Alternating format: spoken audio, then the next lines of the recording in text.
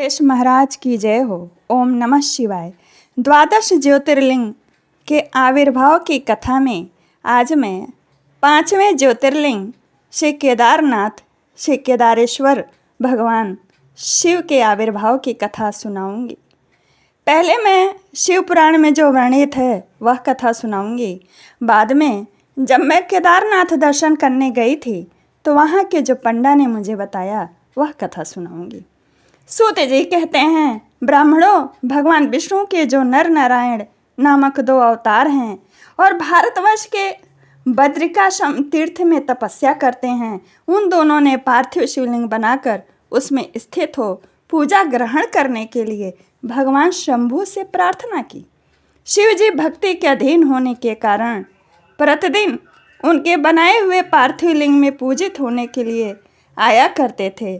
जब उन दोनों के पार्थिव पूजन करते हुए बहुत दिन बीत गए, तब एक समय परमेश्वर शिव ने प्रसन्न होकर कहा, मैं तुम्हारी आराधना से बहुत संतुष्ट हूँ, तुम दोनों मुझसे वर मांगो। उस समय उनके ऐसा कहने पर नर और नारायण ने लोगों के हित की कामना से कहा, देवेश्वर, यदि आप प्रसन्न हैं और यदि मुझे वर देना चाहते हैं तो अपने स्वरूप से पूजा ग्रहण करने के लिए यहीं स्थित हो जाइए।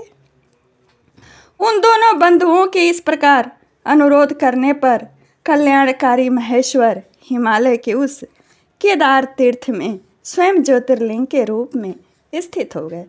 उन दोनों से पूजित हो करके संपूर्ण दुख और भय का नाश करने वाले शंभु लोगों का उपकार करने और भक्तों के दर्शन देने के लिए स्वयं केदारेश्वर के नाम से प्रसिद्ध हो वहाँ रहते हैं।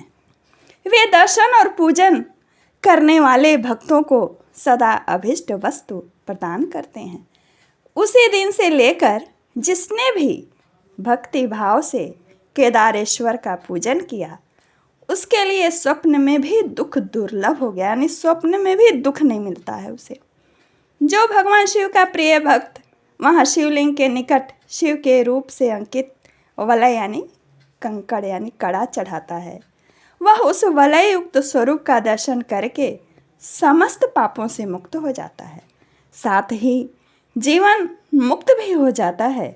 जो बदरी वन की यात्रा करता है उसे भी जीवन मुक्ति प्राप्त होती है। नर और नारायण के तथा केदारेश्वर शिव के रूप का दर्शन करके मनुष्य मोक्ष का भागी होता है, इसमें संशय नहीं है। केदारेश्वर में भक्ति रखने वाले जो पुरुष वहाँ की यात्रा केवल आरंभ करें और उनके पास पहुँचने के पहले यदि मार्ग में ही उनकी मृत्यु हो जाए तो भी वे मोक्ष पा जाते हैं।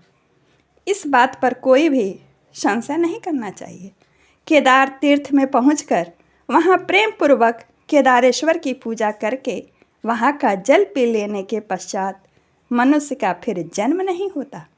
ब्राह्मणों, इस भारतवर्ष में संपूर्ण जीवों को भक्ति भाव से भगवान नर नारायण की तथा केदारेश्वर शंभु की पूजा करनी चाहिए। अब मैं दूसरी कथा सुनाती हूँ जो वहाँ के पंडा ने बताया था। जब पांडव अपने मुक्ति के लिए और अपनी प्रसन्नता के लिए भगवान शिव की पूजा करने के लिए और उनसे मिलने के लिए तप करने लगे भगवान श्री कृष्ण के कहने पर, तो शिव जी छिप गए और वो लोग तलाशने लगे, उनको खोजने लगे, तो भी शिव जी उन्हें मिले नहीं।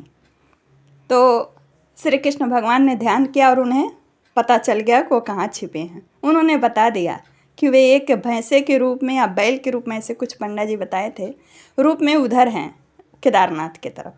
और भीम को बताया कि जिधर से वो सब निकलेंगे बैल, आप पैरों से उधर लांघते हुए रास्ता रोक देना, तो शिव जी आपके पैर के नीचे से नहीं जाएंगे। तो जो बैल पैर के नीचे से नहीं जाएगा उसे आप पकड़ लेना, समझ लेना वो शिव जी हैं। तो शिव जी जब देखे कि उस रास्ते को लांघे हुए भीम जी खड़े हैं मार्ग रोके, तो साइड में जैसे ही जाने लगे तो भीम ने उनके पीछे से पकड़ लिया। जब पीछे से पकड़ लिया तो वो पीछे वहीं पकड़े रह गए और आगे से वे पशुपति नेपाल में प्रकट हुए। तो यहाँ पे पीछे जो पृष्ठभाग होता है बैल का, वैसा ही उनका स्वरूप है शिवलिंग का केदारनाथ में, और उनका मुँह जो है प्रकट हुआ था नेपाल में। ऐसी कथा वहाँ के पंडा जी ने मुझे सुनाई थी, और ये शिव पुराण की कथा है। दोनों को कथा को प्रणाम। केदारेश्वर केदारनाथ भगवान जो हमेशा दयार्द रहते हैं, उन्हें प्रणाम। नमस्कार। जय श्री कृष्ण।